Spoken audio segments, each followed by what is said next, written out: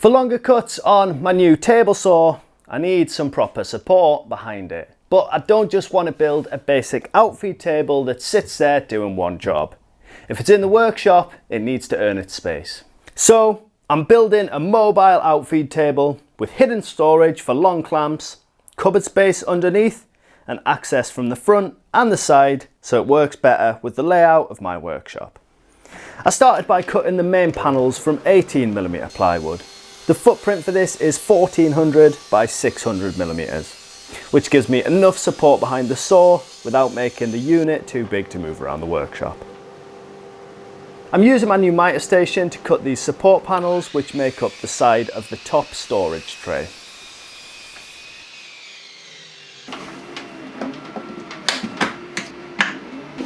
I cut the bench top using the track saw, and then I cut this to final width using the table saw. The bench that I built in a previous video doubles up as a temporary outfeed table during this build. This unit is being assembled with glue and pocket screws to keep the fixings hidden.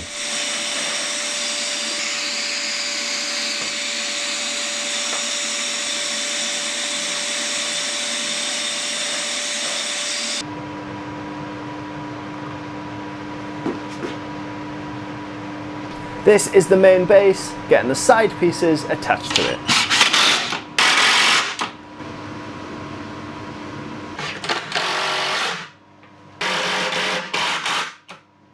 Because the back panel is going to be hidden by the saw, I'm just using screws straight through the panel rather than pocket holes.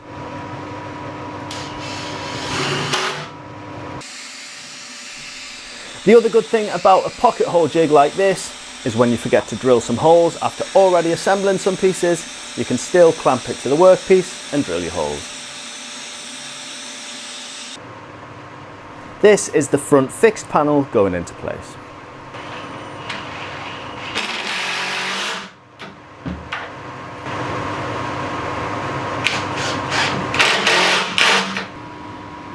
This shorter panel is what will make up the door opening side of the tray.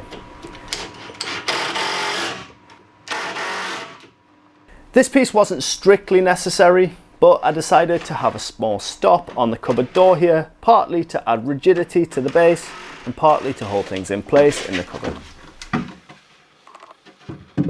I'm adding a central divide to split the cupboard space in half, and this also becomes the central support for the shelf tray above. I add the same panels to the front opening,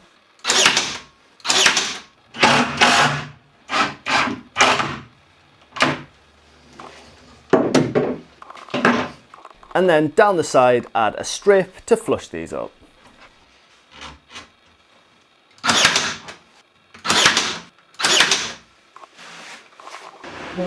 The shelf piece can then slide into place with glue already added to the edges, and this gets screwed into place and brad nailed into the central support.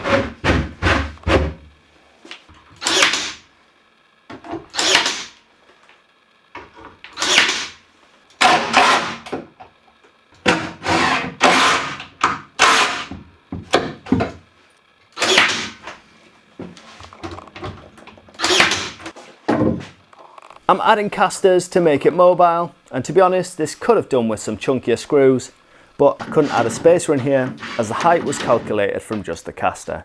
Raising it would affect the outfeed height and clash with the saw. I have tested it though, and they do seem fine. If you're wondering about the pencil marks all over the plywood, that was my 2-year-old helping me with the designs. I cut 3 doors from 18mm MDF, 1 for the side opening and 2 for the front.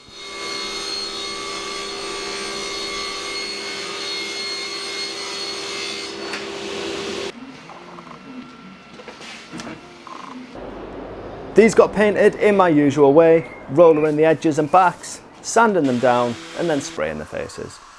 With the paint drying, I turned my attention back to the tabletop and added a round over to the front and sides.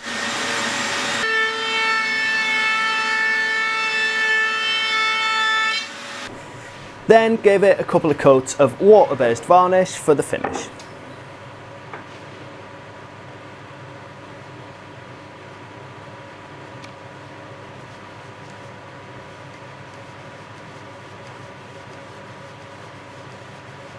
To tie things in with the mitre station, I decided to paint the cabinet part grey. Initially I was going to leave it ply, but I'm happy that I decided to go for a painted finish.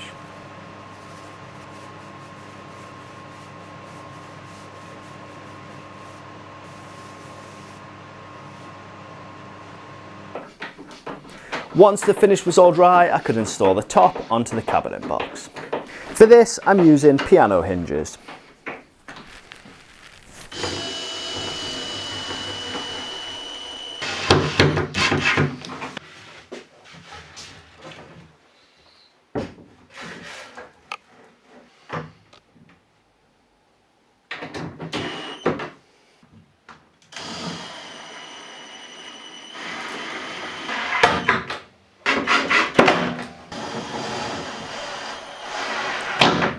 To help the top open easier and to hold it open, I'm adding some gas struts. I did have to trial and error these a little bit to get them opening and closing properly.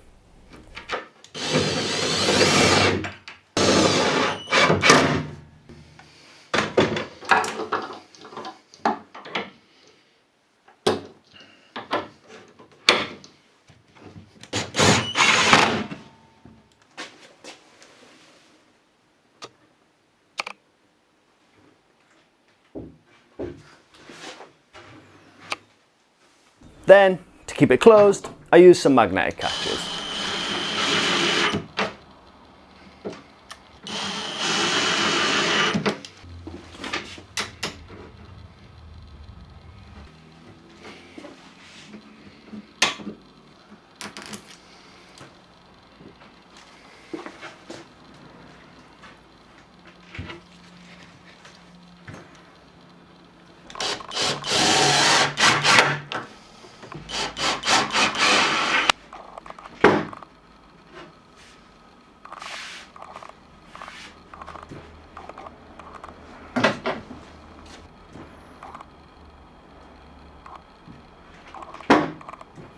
With the top tray now complete, it made sense to start filling this.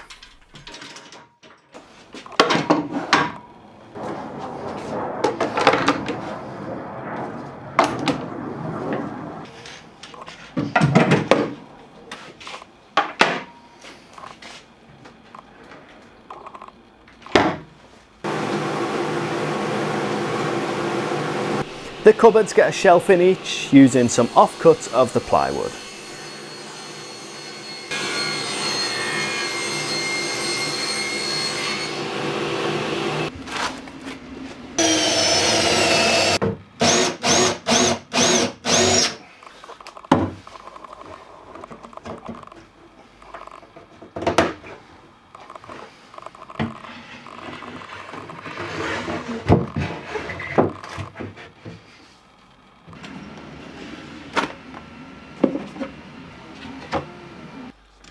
Then I fit Euro hinges to the doors to get them attached, and this is where I made the token mistake of the project.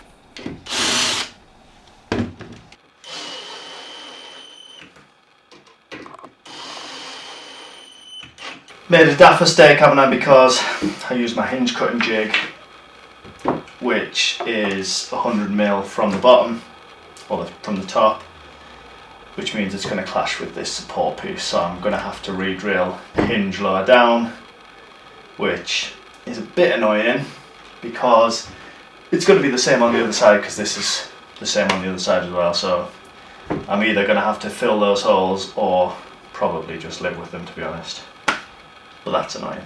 I might even cut these doors down now that these are painted, because originally these were just to cover that top panel. We'll see.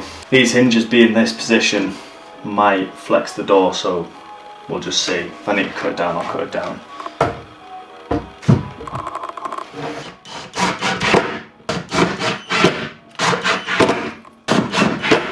Luckily though, the door didn't seem to flex too much, so I left it as it was and attached the low profile door pulls.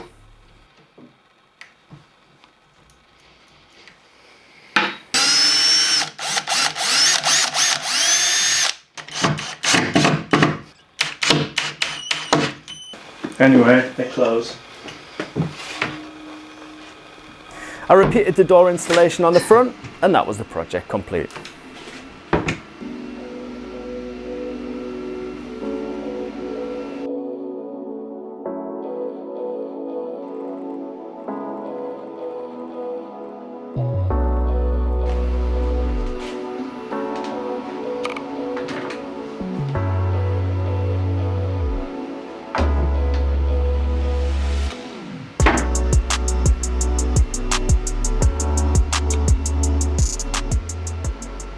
So I've been using this for a few weeks now, and I've been really happy with it.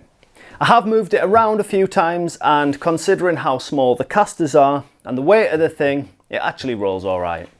The hidden storage has been ideal, especially for storing my clamps and mitre gauge in, and those door hinges haven't really been an issue, so they're staying full height. Overall, I am very satisfied with how this one's turned out, and having another project complete in the workshop means that every project from now on gets a little bit easier. So if you've enjoyed this video, give it a like, make sure you subscribe for more workshop content. As always, thank you for watching, and I'll see you in the next one.